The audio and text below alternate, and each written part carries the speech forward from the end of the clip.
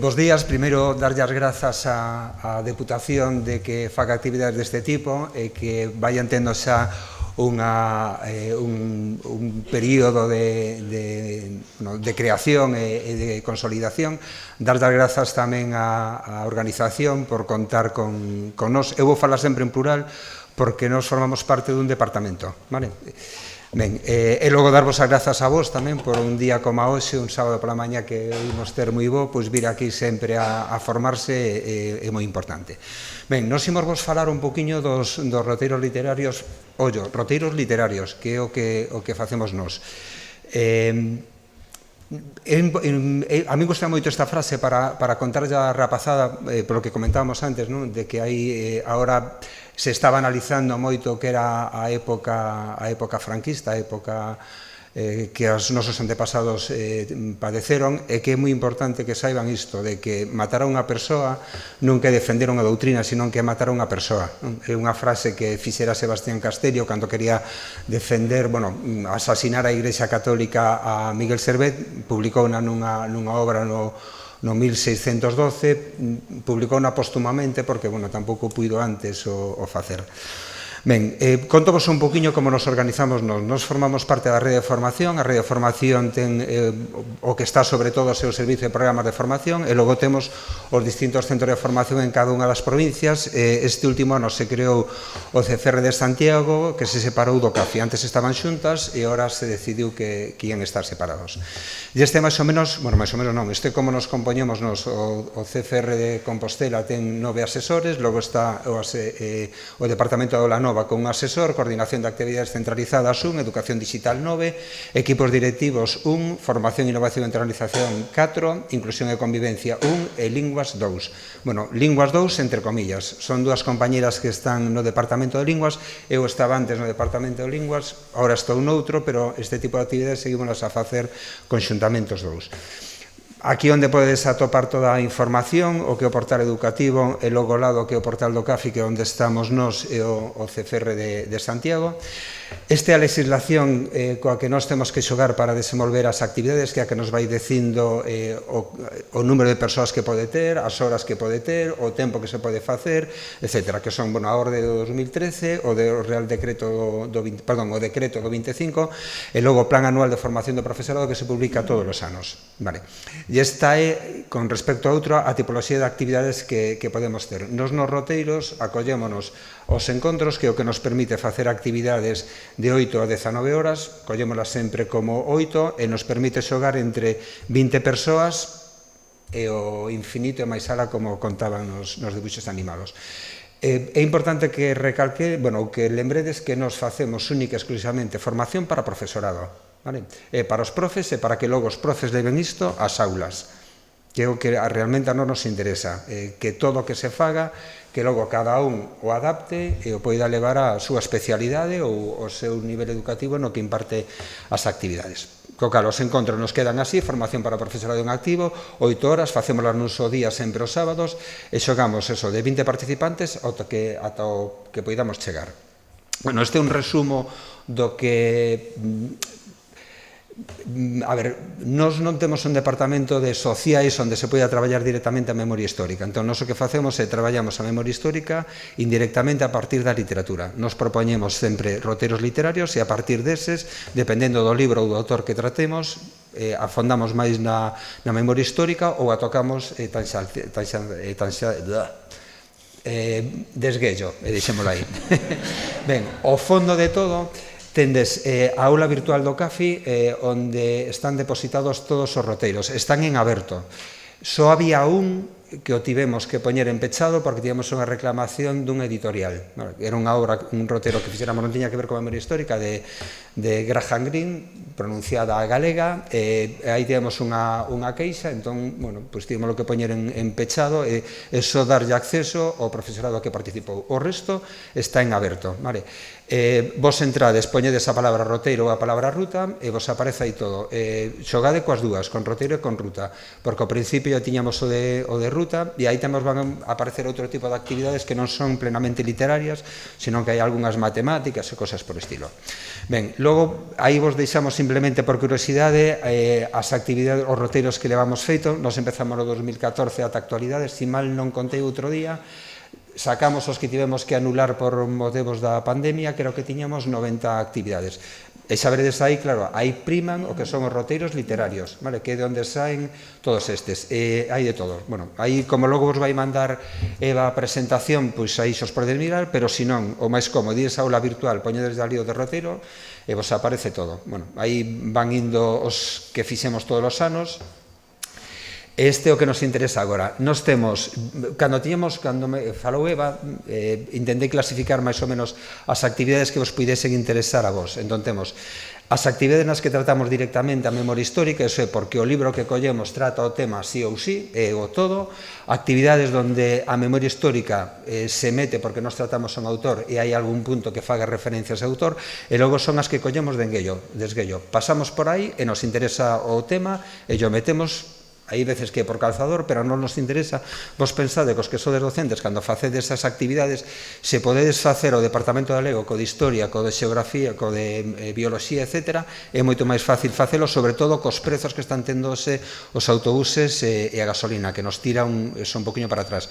Entón, se aí damos unido forzas entre todos, é moito máis fácil poder levar a cabo as actividades. Ben, de todos eses roteiros, logo eu marquei, houbo 4 puntos que os compañeros me dixeron que para eles foi de especial sensibilidade polo que sentiron eles, que ímolos vendo despois sobre a marcha. As actividades nas que tratamos directamente a memoria histórica foron 7. Os roteiros que fixemos, mantivemos esa orde que non é as publicacións dos libros de Xavier Quiroga. Fixemos primeiro de Izan Odasaca porque nese momento era o libro que acababa de sacar Xavier. Eu primeiro contactara con el para facer o do Cabo do Mundo, pero bueno, fixemos aí un pequeno cambio. No 16-17 Izan Odasaca, 17-18 o Cabo do Mundo, e logo no 21-22 o Baile dos Torniños. Non vos vou contar de que van os libros porque quero pensar que os lestes, e se non os lestes é unha boa escolla para poder lelo en todos estes períodos. E Xavier é unha persoa maravillosa. Xavier sempre se deixa que o chamedes para acompañar tanto para facer os roteiros co alumnado como para visitar os centros. O que ocorre é que os últimos anos está un pouco lonxe. Ven cada pouco tempo, pero si, cando está aquí, sí que non ten ningún problema.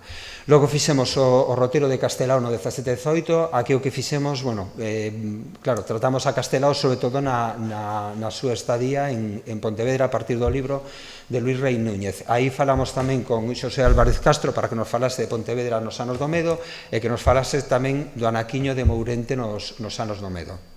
Ben, no 18-19, e para facerlle aquí publicidade a Eva porque vimos a vender o seu libro, fixemos no 18-19 Memoria do Silencio, o que lle engadimos, acababan de publicar tamén ese ano a traducción de Primo Levi, Se isto é un home, de Xosé Manuel Garrido.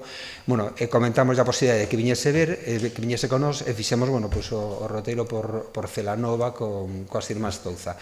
E logo no 22-23 fixemos o das lavandeiras de San Simón. Ese foi un dos puntos que a xente nos comentou que para eles sentiron como un pequeno escalofrío, non? O de poder estar ali na praza onde estaban toda a xente que foi represaliada, non? Este é a imaxe, non o puxen aí, unha das imaxes que están pasadas por IA para darlle un pouco de color. Esta foi unha das imaxes do roteiro cando estivemos ali.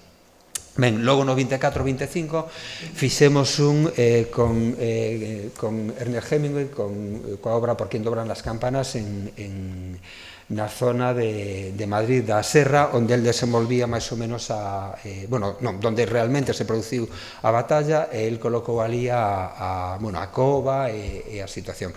Contactamos con Ramón Buckley. Ramón Buckley era o fillo do correspondente de guerra, que era un dos colegas de Hemingway cando estaba de correspondente aquí en España. E, bueno, fixemos o percorrido con el. Ben, logo, as actividades nas que tocamos a memoria histórica como un punto máis, vale? E aí son 22, temos 3 que fixemos por resto de España, 2 que fixemos en Portugal, porque tamén nos interesa a memoria histórica no país veciño, e as 17 que fixemos por Galicia.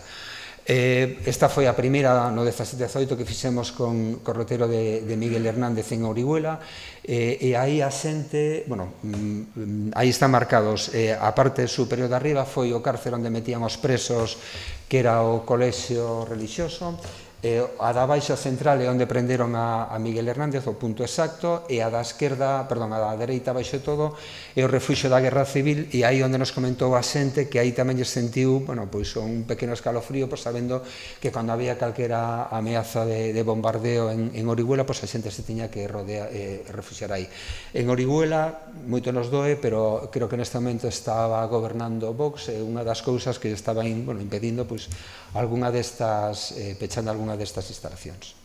Ben, logo fixemos no 17-18 o de Uxío fronte a casa de Uxío, esta casa de Manuel Cela Macía, Manuel de Ribadaira, que foi unha das persoas que asesinaron tamén na Guerra Civil. No 18-19 fixemos o de Alfredo Conde en Allariz. Alfredo Conde ten un relato que é o conto Roxeo, o Cagadiño, que o que fai é rememorar unha historia de Roserios.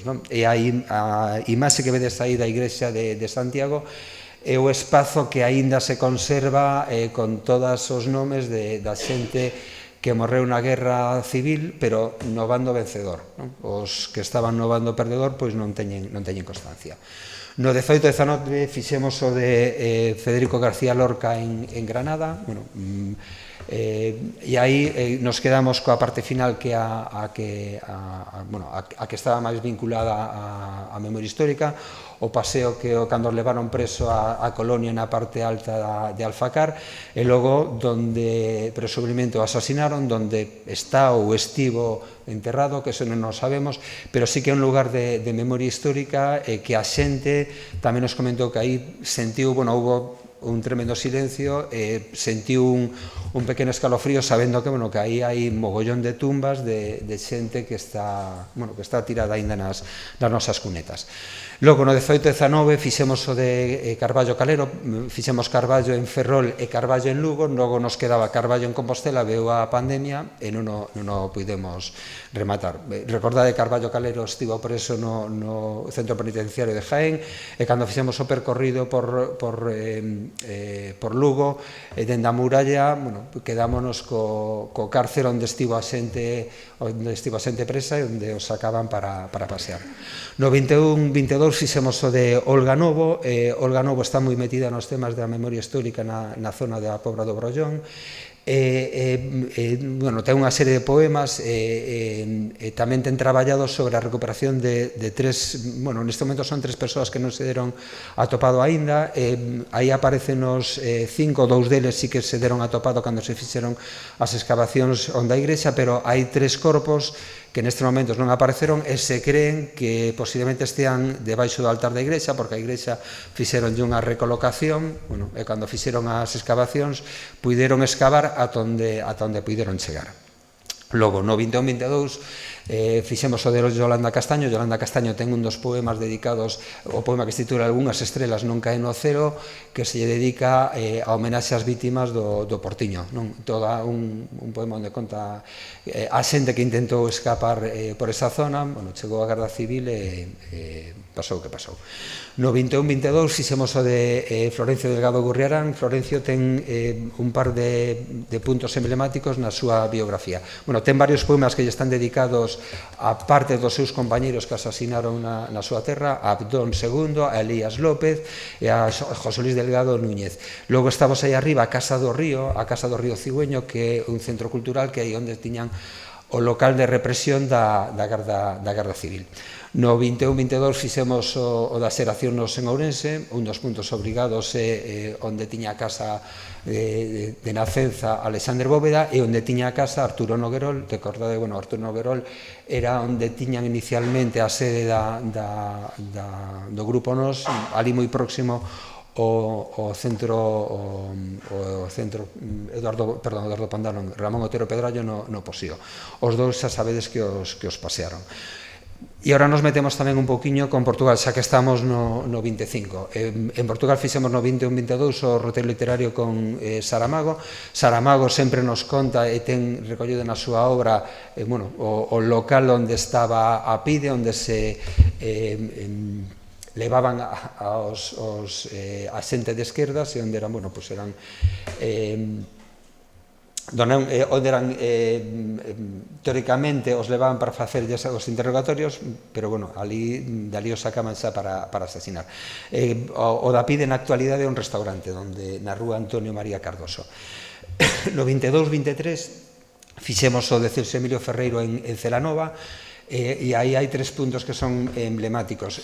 Un é a cela na que estivo preso Celso Emilio, a cela onde tiñan a xente para logo leválaos a pasear, o cemiterio onde aí fixeron a prospección hai pouco e recuperaron os corpos de varios republicanos represaliados. Aí, eso foi moi interesante porque o profesorado do Instituto de Celanova pediu permiso ás familias e sí que levou o alumnado cando estaban sacando os corpos da xente ali. E logo temos o Alto Furriolo, que era o lugar emblemático onde levaban a xente a pasear.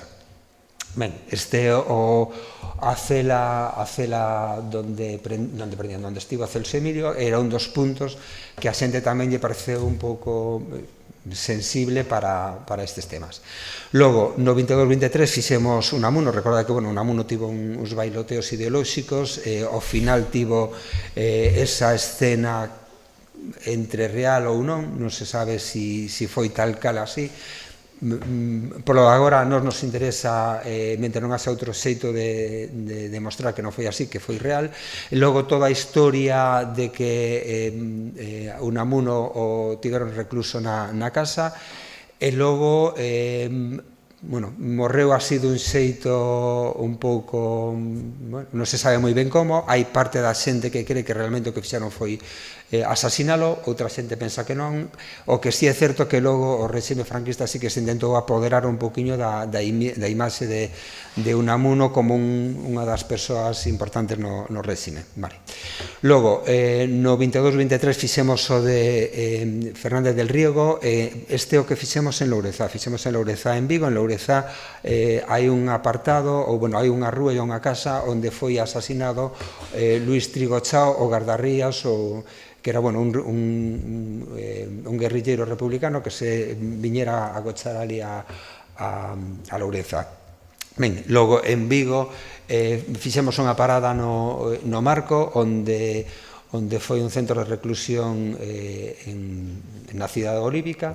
Este é importante porque, por exemplo, a partir desta actividade fixémola con Ramón Nicolás. Ramón Nicolás os anos seguintes estivo dando aulas no seu centro co alumnado de PDC, e fixo este ano un traballo de memoria histórica que foi recuperar todos os espazos que estaban vinculados con memoria histórica en Vigo e que non tiñan unha placa ou que a xente non sabía que aí había eses espazos. Co cal, aínda temos espazos por onde esas fendas que nos podemos ir metendo para ir traballando a memoria histórica. Cando fixemos o de Emilio Villar no 22-23 en C, arrancamos no momento as liberdades, que fai referencia á veciñanza que foi asesinada en C no 36. No 22-23 o Seminario de Estudos Galegos, aí puxemos os membros en baixo, os que pertencían ao Seminario de Estudos Galegos que foron asasinados, e logo os dous de arriba son os que foron asasinados polo réxime nazi ou ben en campos de concentración, como por exemplo Margot, ou ben mortos na loita. Ben, no 22-23 fixemos o de Isaac Díaz Pardo, aí temos o que a Falcona co asasinato do seu pai. No 22-23 o de Fole en Lugo, Fole non o contei antes. non me dou conta. Bueno, antes fixéramos outro. Foi en Lugo, aí metemos as 4 persoas que estaban vinculadas a Ansel Fole, que foron asasinados tamén na cidade luguesa e que os ten referenciados logo en algún dos seus artigos. Logo, no 23-24, fixemos o de Sofía de Mello Breiner. Sofía tamén é unha persoa que se caracterizou, era unha persoa relixiosa de esquerdas, non?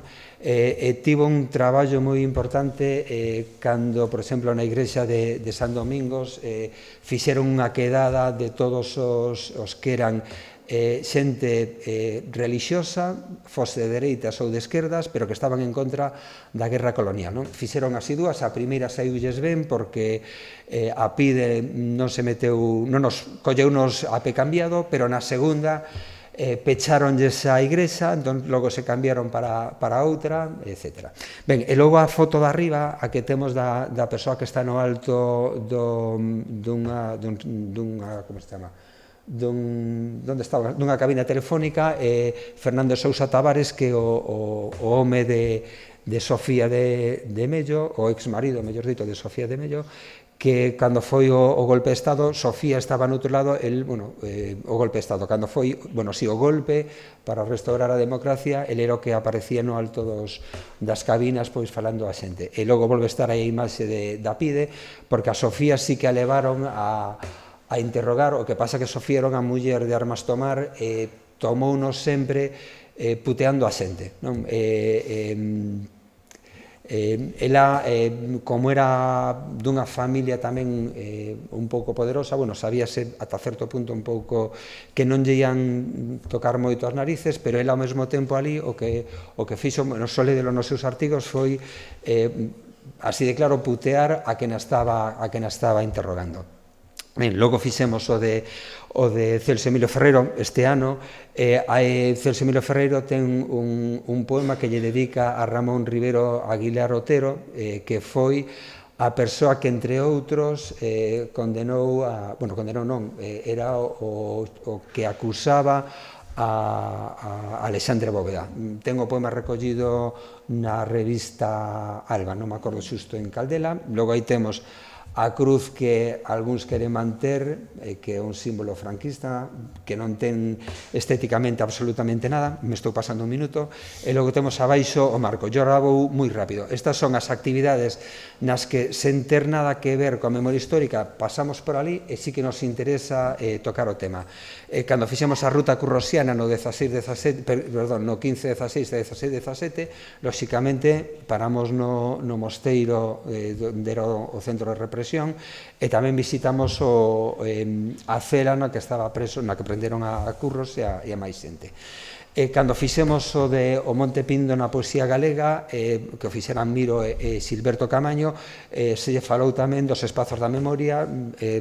Recordade que no Monte Pindo se refuxou moita da xente que despois do golpe de Estado. Cando fixemos o roteiro de Rosalía de Castro de Camilo José Cela, aproveitamos que aquí houve un campo de concentración e falamos con Xesús Santos e Francisco Blando, con Carlos Simaz de Vila, para que nos contasen un poquinho do campo de concentración, xa que está ali ao lado da fundación, e nos pasábamos indo a ver as casas onde viviu Rosalía de Castro. Ben, e logo no 17-18 era un roteiro a través da lírica medieval, e claro, se tocamos a Martín de Codas, había que ir a ver a illa, e aí Quique Monteagudo, volvemos a falar de, aproveitando ese espazo, tocar un poquinho a memoria histórica. No 18-19 fixemos o de Castelao en Rianxo tamén houve outro campo de concentración, tamén claro, hai que recordarlo a xente para que yo recomendo ao seu alumnado, e falamos da familia dos Insua, que están enterrados tamén arriba no cemiterio.